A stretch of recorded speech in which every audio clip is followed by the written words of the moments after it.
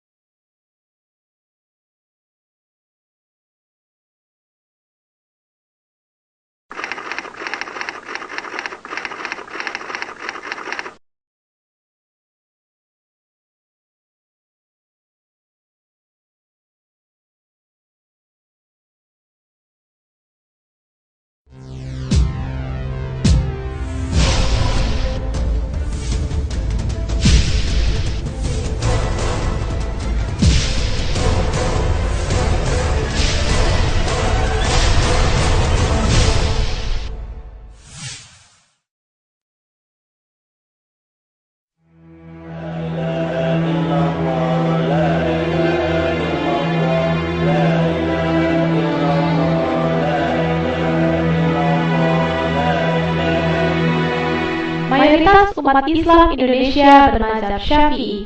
Namun, tidak semua manhaj fikih dan fatwa-fatwa hukum dari Imam Syafi'i diterapkan dalam banyak praktik keagamaan di Indonesia. Sebagai contoh, di suatu tempat ada kebiasaan yang berkembang sampai sekarang, yaitu ngaji arwah. Dimulai pagi hari dengan mengabsen roh-roh leluhur dari para warga kampung.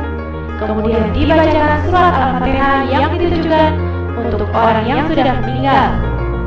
Dilanjutkan dengan pembacaan Al-Quran yang pahala bacaannya diniatkan untuk disedekahkan kepada roh-roh leluhur yang sudah tercatat nama-namanya. Setiap arwah dikenakan ongkos 1.000 sampai 2.000 rupiah. Bagaimana tradisi atau kebiasaan semacam itu bila dipandang menurut pendapat Imam Syafi'i dan ulama Syafi'iyah?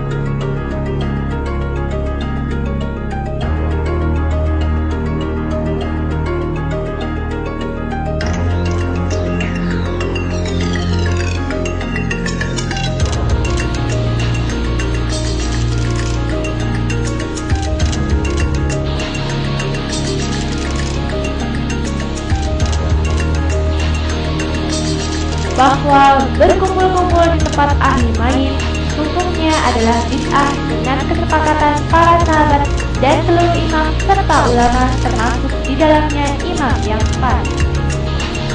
Akan bertambah bid'ahnya apabila ahli mayit membuatkan makanan untuk para takziah.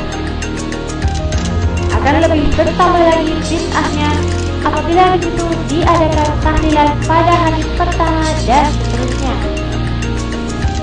Perbuatan yang mulia dan terpuji menurut sunnah Nabi Shallallahu Alaihi Wasallam, yaitu kaum kerabat dan para tetangga memberikan makanan untuk ahli mayit yang sekiranya dapat mengenyangkan mereka untuk mereka makan sehari semalam. Buatlah makanan untuk keluarga Ja'far, karena sesungguhnya telah datang kepada mereka apa yang menyibukkan mereka, yakni musibah kematian.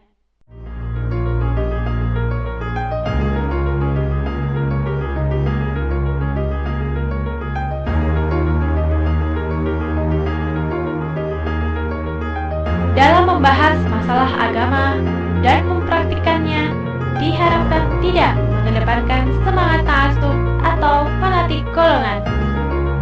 Begitu pula dalam membahas masalah tradisi tahlilan.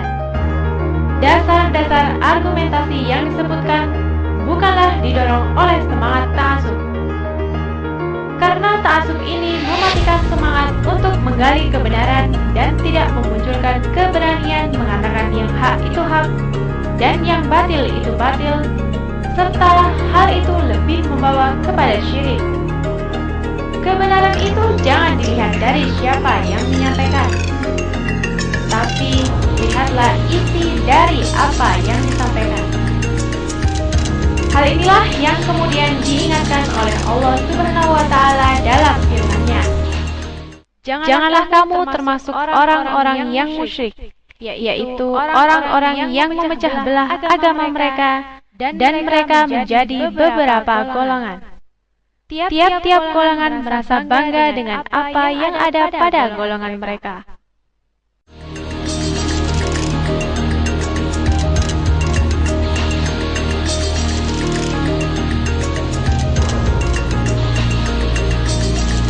Demikianlah, semoga paparan dalam video ini menjadi bahan renungan dan kajian masing-masing kita guna tegaknya akidah tauhid yang murni dalam diri kita, serta demi terhindarnya diri kita dari berbagai amalan bid'ah dan syirik. Kita mesti bertekad untuk menjauhkan ajaran Islam dari pengaruh tradisi-tradisi yang tidak syariah. Semoga Allah menolong hamba-hambanya dalam berjihad menghalau kemusyrikan dan kebid'ahan di suatu karya tertentu di muka bumi.